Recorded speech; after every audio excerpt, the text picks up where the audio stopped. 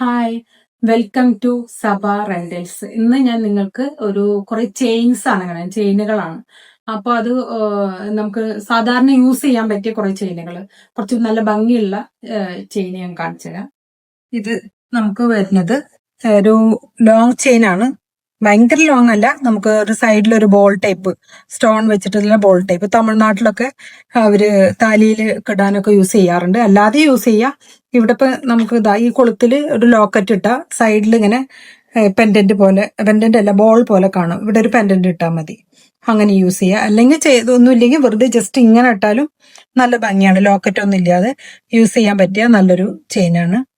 അതിന്റെ തന്നെ വേറെ ഒന്ന് വന്നതാണ് ഇതിനെ കുറച്ച് ഷേപ്പിന് വ്യത്യാസം ഉണ്ട്. ഒരു സിലിണ്ടർ ടൈപ്പാണ് ഇതിന്റെ. ആ ബോളല്ല, ഒരു സിലിണ്ടർ ടൈപ്പിലുള്ള സൈഡിലായിട്ട്. പക്ഷെ ചെയിനും കുറച്ച് തിക്കായിട്ടിരിക്കും, നല്ല ഭംഗിയുള്ളതാണ്. നെക്സ്റ്റ് അടുത്തതും വരുന്നത് അതിന്റെ വേറെ ഒന്നാണ്, ബോൾ ടൈപ്പാണ്. പക്ഷെ ചെയിനിൽ മാറ്റമുണ്ട്, നല്ലൊരു ചെയിനാണ്, നല്ല സോഫ്റ്റ് ആയിട്ടുള്ള ചെയിന്.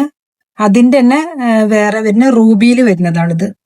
ഇത് റൂബിയിൽ വരുന്ന ഒരു ചെയിനാണ്, നല്ല ഭംഗിയുള്ള തന്നെയാണ്. നെക്സ്റ്റ് വരുന്നത് ഒരു പേള് മാല.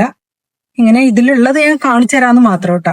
ഇതൊരു പേളും ഒരു കല്ലും വെച്ചിട്ടുള്ള നല്ലൊരു 3-4 ലെയർ ചെയിനാണ് ഇത് വരുന്നത്. ഇത് അതിന്റെ തന്നെ ബോള് സൈഡിൽ ഇങ്ങനെ ബോളായിട്ട് ഇപ്പൊ ഒരു ട്രെൻഡായിട്ട് എല്ലാവരും യൂസ് ചെയ്യുന്നുണ്ട്, പലവരും കൊണ്ടുപോകുന്നുണ്ട്. നെക്സ്റ്റ് വരുന്ന ഒരു ഗോതമ്പ് പോലത്തെ നല്ലൊരു ഭംഗിയുള്ള ഒരു ചെയിനാണ്. വെറുതെ ഒരു ചെയിനാണ്, കട്ടിയുള്ള ഒരു ചെയിനായിട്ട് വരും.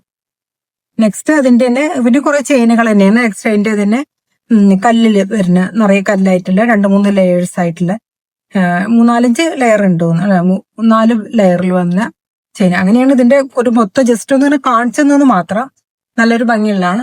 അപ്പോ ഈ ഷോപ്പിൽ ഇതൊക്കെ ഉണ്ടോന്ന് ജസ്റ്റ് ഒന്ന് കാണിച്ചെന്ന് മാത്രം. നിങ്ങൾക്ക് പിന്നെ ഏതെങ്കിലും ഇൻട്രസ്റ്റ് ഉണ്ടെങ്കിൽ, താല്പര്യം ഉണ്ടെങ്കിൽ നിങ്ങൾ എന്ത് ചെയ്യുക, എന്നെ ഒന്ന് ജസ്റ്റ് ഒന്ന് കോൺടാക്ട് ചെയ്യുക. എന്റെ നമ്പറൊക്കെ അറിയാലോ. ഞാൻ എപ്പോഴും പറയുന്നത് തന്നെ 9746611249.